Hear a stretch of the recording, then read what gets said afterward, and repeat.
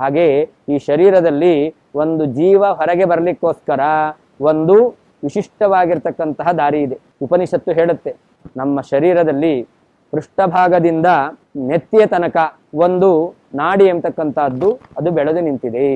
ಒಟ್ಟು 101 ಪ್ರಧಾನ ನಾಡಿಗಳು, ಅದರಲ್ಲಿ ಬಲಭಾಗದಲ್ಲಿ 50 ನಾಡಿಗಳು, ಎಡಭಾಗದಲ್ಲಿ 50 ನಾಡಿಗಳು. ಆ 50 ನಾಡಿಗಳಿಗೂ ಮೂಲವಾಗಿರ್ತಕ್ಕಂಥದ್ದು ಒಂದು ಪ್ರಧಾನವಾಗಿರ್ತಕ್ಕಂತಹ ನಾಡಿ, ಅದನ್ನ ಬ್ರಹ್ಮನಾಡಿ ಅಂತ ಕರೀತಾರೆ ಅಥವಾ ಸುಷುಮ್ನಾ ನಾಡಿ ಎಂಬುದಾಗಿ ಕರೀತಾರೆ. ಆ ಸುಷುಮ್ನಾ ನಾಡಿಯಿಂದ ಜೀವ ಉತ್ಕ್ರಮಣವನ್ನು ಹೊಂದಬೇಕು. ಭೀಮಸೇನ ದೇವರು ಹೇಗೆ ಯಾರಿಗೂ ತಿಳಿಯದೇ ಇರತಕ್ಕಂತಹ ಸುರಂಗ ಮಾರ್ಗದಿಂದ ಹೊರಗೆ ಬಂದಿದ್ದಾರೋ, ಹಾಗೆಯೇ ಈ ಜೀವನೂ ಕೂಡ ತನ್ನ ಸಾಧನೆಯ ಮೂಲಕ ಅವನು ಹೊರಗೆ ಬಂದಿದ್ದಾನೆ, ಸುಷುಮ್ನಾ ನಾಡಿಯಿಂದ ಉತ್ಕ್ರಮಣ ಹೊಂದಿದ್ದಾನೆ ಅಂತಂದ್ರೆ ಅಂಥವನು ಪರಮಾತ್ಮನನ್ನು ಸೇರಿಯೇ ಸೇರ್ತಾನೆ.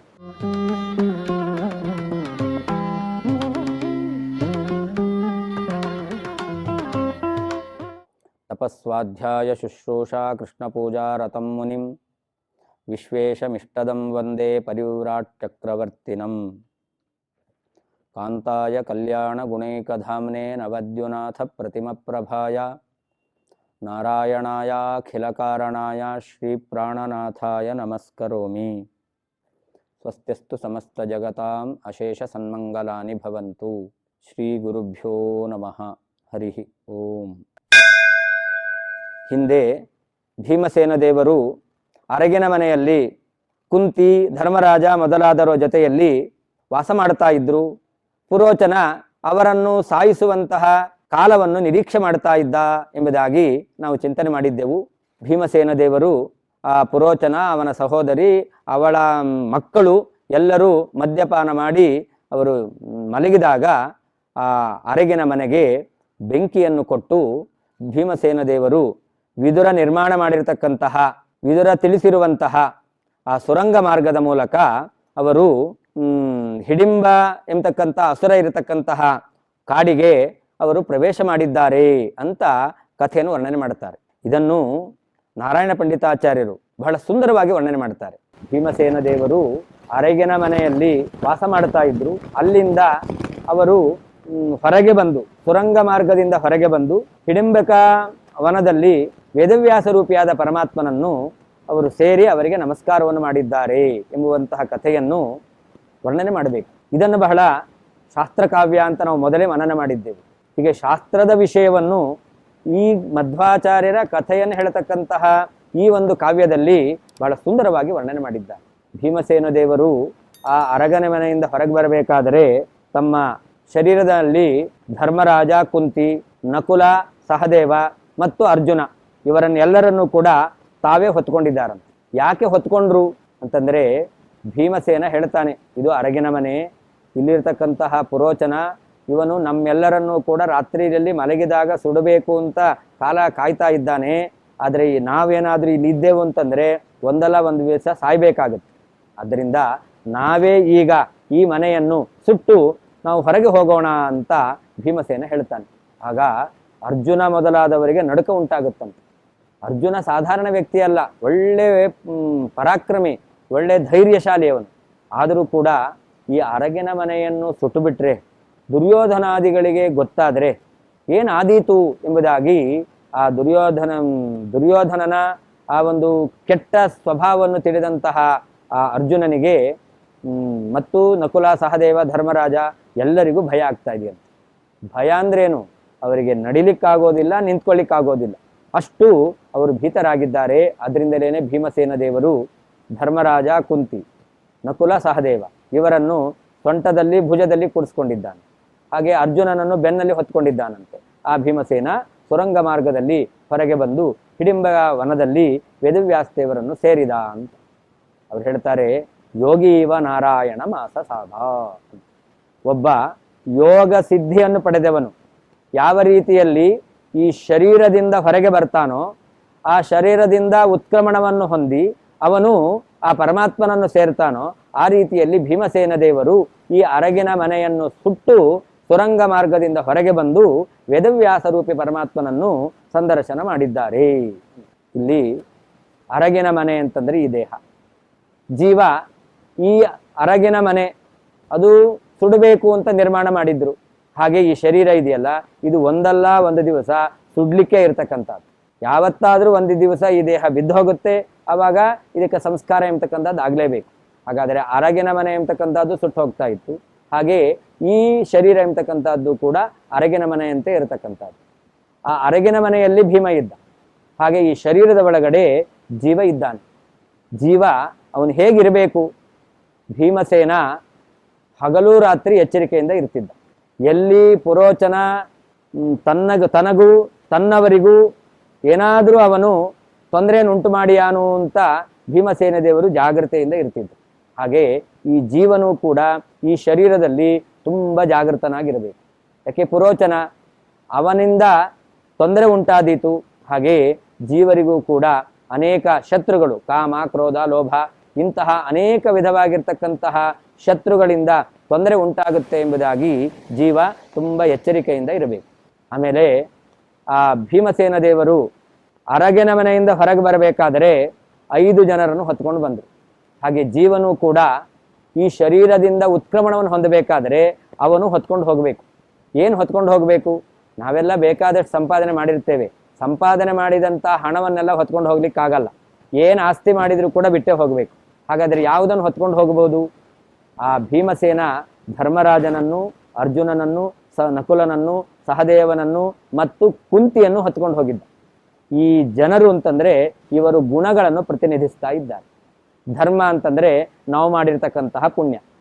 ಜೀವ ಈ ಶರೀರದಲ್ಲಿ ಏನು ಪುಣ್ಯಕರ್ಮವನ್ನು ಮಾಡಿದ್ದಾನೋ ಆ ಪುಣ್ಯಕರ್ಮದ ಜೊತೆಯಲ್ಲಿ ಅವನು ಉತ್ಕ್ರಮಣವನ್ನು ಹೊಂದುತ್ತಾನೆ.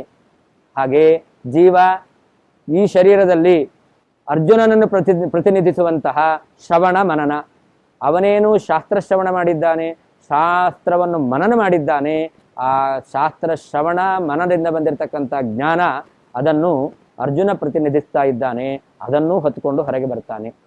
ಹಾಗೆ ನಕುಲ ಸಹದೇವ ಅಂತಂದರೆ ನೀತಿ ಮತ್ತು ವಿನಯ ಎಂಬತಕ್ಕಂಥದ್ದು. ಇಂತಹ ಸದ್ಗುಣಗಳ ಜೊತೆಯಲ್ಲಿ ಜೀವ ಹೊರಗೆ ಬರ್ತಾನೆ. ಕುಂತಿ ಅಂತಂದರೆ ವೇದವಿದ್ಯೆ. ಹೀಗೆ ಒಬ್ಬ ಜೀವ ಈ ಶರೀರದಿಂದ ಹೊರಗೆ ಬರಬೇಕು ಅಂತಂದರೆ ತಾನು ಸಂಪಾದನೆ ಮಾಡಿದ ಪುಣ್ಯ, ತಾನು ಸಂಪಾದನೆ ಮಾಡಿರ್ತಕ್ಕಂತಹ ಜ್ಞಾನ, ತನಗಿರ್ತಕ್ಕಂತಹ ವೇದವಿದ್ಯೆ, ತನ್ನಲ್ಲಿರ್ತಕ್ಕಂಥ ವಿನಯ, ತನ್ನಲ್ಲಿರ್ತಕ್ಕಂಥ ಸತ್ಯ, ನೀತಿ ಜ್ಞಾನ, ಇದರ ಜೊತೆಯಲ್ಲಿ ಅವನು ಹೊರಗೆ ಬರ್ತಾನೆ. ಹೊರಗೆ ಬರಬೇಕಾದ್ರೆ ಹೇಗೆ ಬರ್ತಾನೆ? ಭೀಮಸೇನ ದೇವರು ಸುರಂಗ ಮಾರ್ಗದಿಂದ ಬಂದಿದ್ದಾರೆ. ಹಾಗೆಯೇ ಆ ಸುರಂಗ ಮಾರ್ಗ ಎಲ್ಲಿದೆ ಅಂತ ಯಾರಿಗೂ ಗೊತ್ತಿಲ್ಲ, ಭೀಮಸೇನ ದೇವರಿಗೆ ಮಾತ್ರ ಗೊತ್ತು. ಹಾಗೆ ಈ ಶರೀರದಲ್ಲಿ ಒಂದು ಜೀವ ಹೊರಗೆ ಬರಲಿಕ್ಕೋಸ್ಕರ ಒಂದು ವಿಶಿಷ್ಟವಾಗಿರ್ತಕ್ಕಂತಹ ದಾರಿ ಇದೆ.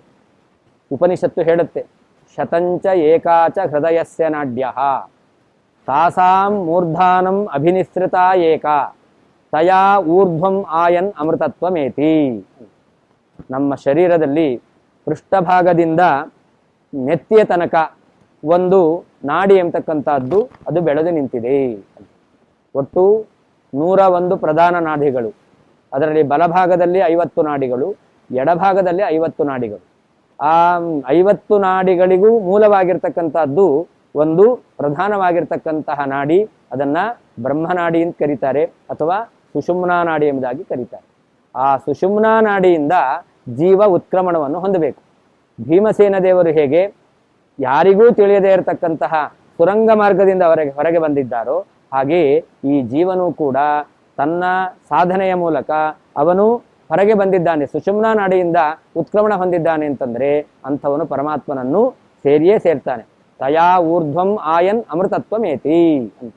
ಅಂಥವನು ಮೋಕ್ಷವನ್ನು ಹೊಂದ್ತಾನೆ, ಪರಮಾತ್ಮನನ್ನು ಹೊಂದುತ್ತಾನೆ ಎಂಬುದಾಗಿ ಉಪನಿಷತ್ತು ಹೇಳ್ತಾ ಇದೆ. ಹಾಗೆಯೇ ಭೀಮಸೇನ ದೇವರು ಕೂಡ ಸುರಂಗ ಮಾರ್ಗದಿಂದ ಹೊರಗೆ ಬಂದು ಅಲ್ಲಿ ವೇದವ್ಯಾಸ ರೂಪಿಯಾದ ಪರಮಾತ್ಮನನ್ನು ಸೇರಿದ್ದಾರೆ ಎಂಬುದಾಗಿ ಆ ನಾರಾಯಣ ಪಂಡಿತಾಚಾರ್ಯರು ಭೀಮಸೇನ ದೇವರು ಅರಗನೆ ಮನೆಯನ್ನು ಸುಟ್ಟು ಹೊರಗೆ ಬಂದರು ಅಂತಂದರೆ ಇದು ಒಬ್ಬ ಸಾಧಕ ಮಾಡಬೇಕಾಗಿರ್ತಕ್ಕಂತಹ ಈ ಶರೀರದಲ್ಲಿ ಅತ್ಯವಶ್ಯವಾದ ಕರ್ತವ್ಯ ಏನು ಅನ್ನೋದನ್ನು ಭೀಮಸೇನ ದೇವರು ಈ ಒಂದು ವ್ಯಾಪಾರದ ಮೂಲಕ ತಿಳಿಸಿದ್ದಾರೆ ಅಂತ ನಾರಾಯಣ ಪಂಡಿತಾಚಾರ್ಯರು ವರ್ಣನೆ ಮಾಡಿದ್ದಾರೆ. ಹೀಗೆ ಈ ಒಂದು ಭೀಮಸೇನ ದೇವರ ವ್ಯಾಪಾರ ಎಂಬತಕ್ಕಂಥದ್ದು ನಮಗೆಲ್ಲ ಸಾಧನೆಗೆ ಅದು ಮಾರ್ಗದರ್ಶನವಾಗಿದೆ ಅಂತಕ್ಕಂಥ ಅಂಶವನ್ನು ನಾವಿಲ್ಲಿ ಕಾಣಬಹುದು. ಮುಂದೆ ಭೀಮಸೇನ ದೇವರು ಆ ಹಿಡಿಂಬಕ ವನದಲ್ಲಿ ಹಿಡಿಂಬಾಸುರನನ್ನು ಸಂಹಾರ ಮಾಡ್ತಾರೆ. ಆ ಹಿಡಿಂಬೆ ಭೀಮನನ್ನು ಮದುವೆ ಮಾಡಿಕೊಡ್ಬೇಕು ಅಂತ ಅಪೇಕ್ಷೆ ಪಡ್ತಾಳೆ. ಆ ಸಂದರ್ಭದಲ್ಲಿ ಭೀಮಸೇನ ದೇವರು ಒಪ್ಪೋದಿಲ್ಲ. ಧರ್ಮರಾಜ ಹಿರಿಯನಾದ ಧರ್ಮರಾಜನಿಗೆ ಮದುವೆ ಆಗದೇನೆ ಕಿರಿಯವನಾದ ನಾನು ಮದುವೆ ಮಾಡಿಕೊಳ್ಳೋದು ಹೇಗೆ ಎಂಬುದಾಗಿ ಭೀಮಸೇನ ದೇವರು ಭಾಗವತ ಧರ್ಮಕ್ಕೆ ಉಲ್ಲಂಘನೆ ಆಗಬಾರದು ಎಂಬುದಾಗಿ ಅವರು ಒಪ್ಕೊಳ್ಳೋದಿಲ್ಲ. ಧರ್ಮರಾಜ ಹೇಳ್ತಾನೆ, ಪರವಾಗಿಲ್ಲ ಮದುವೆ ಮಾಡ್ಕೊ ಅಂತ.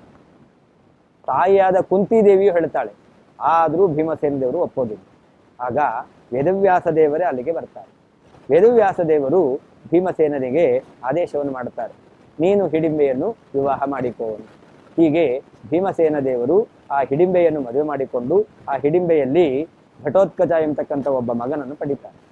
ಮುಂದೆ ಅವರು ಏಕಚಕ್ರ ನಗರಕ್ಕೆ ಅವರು ಪ್ರಯಾಣವನ್ನು ಬೆಳೆಸ್ತಾರೆ ಎಂಬುದಾಗಿ ಕಥೆಯನ್ನು ಹೇಳ್ತಾ ಇದ್ದಾರೆ.